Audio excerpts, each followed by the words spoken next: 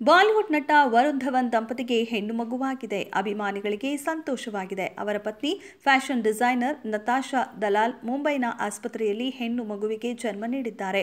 ವರುಣ್ ಧವನ್ ಹಾಗೂ ಡೇವಿಡ್ ಮುಂಬೈನ ಖಾಸಗಿ ಆಸ್ಪತ್ರೆಗೆ ನಡೆದು ಹೊರಟಿದ್ದರು. ಈ ವೇಳೆ ಅಲ್ಲಿದ್ದ ಪಾಪರಾಜಿಗಳು ಈ ಬಗ್ಗೆ ಪ್ರಶ್ನೆ ಮಾಡಿದ್ದಾರೆ. ವರುಣ್ಗೆ ಹೆಣ್ಣು ಮಗು ಜನಿಸಿದ್ದು ನಿಜವೇ ಎಂದು ಕೇಳಲಾಗಿದೆ. ಇದಕ್ಕೆ ಡೇವಿಡ್ ಅವರು ಹೌದು ಎಂದಿದ್ದಾರೆ.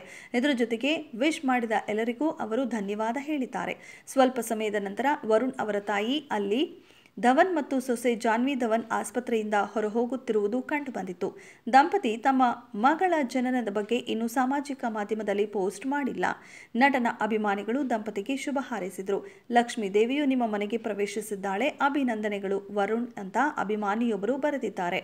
ವರುಣ್ ತಮ್ಮ ದೀರ್ಘಕಾಲದ ಗೆಳತಿ ನತಾಶಾಳೊಂದಿಗೆ 2021ರ ಜನವರಿ 24ರಂದು ಮದುವೆಯಾಗಿದ್ದರು.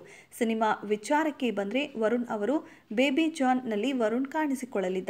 ಬೇಬಿ ಜಾನ್ ಚಿತ್ರವನ್ನ ಎ ಕಾಳೀಶ್ವರ್ ನಿರ್ದೇಶಿಸಿದ್ದಾರೆ. ಜಿಯೋ ಸ್ಟುಡಿಯೋಸ್ ಮತ್ತು ಸಿನಿ ಒನ್ ಸ್ಟುಡಿಯೋಸ್ ಸಹಯೋಗದಲ್ಲಿ ಆಟ್ಲಿ ಈ ಚಿತ್ರವನ್ನ ಪ್ರಸ್ತುತಪಡಿಸುತ್ತಿದ್ದಾರೆ.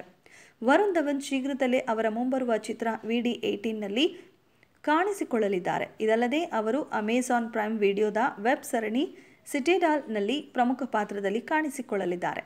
ಸಮಂತಾ ಕೂಡ ವರುಣ್ ಧವನ್ ಜೊತೆ ಸಿಟೆಡಾಲ್ನಲ್ಲಿ ನಟಿಸಿದ್ದಾರೆ. ಇದನ್ನ ರಾಜ್ ಮತ್ತು DK ನಿರ್ದೇಶಿಸಿದ್ದಾರೆ.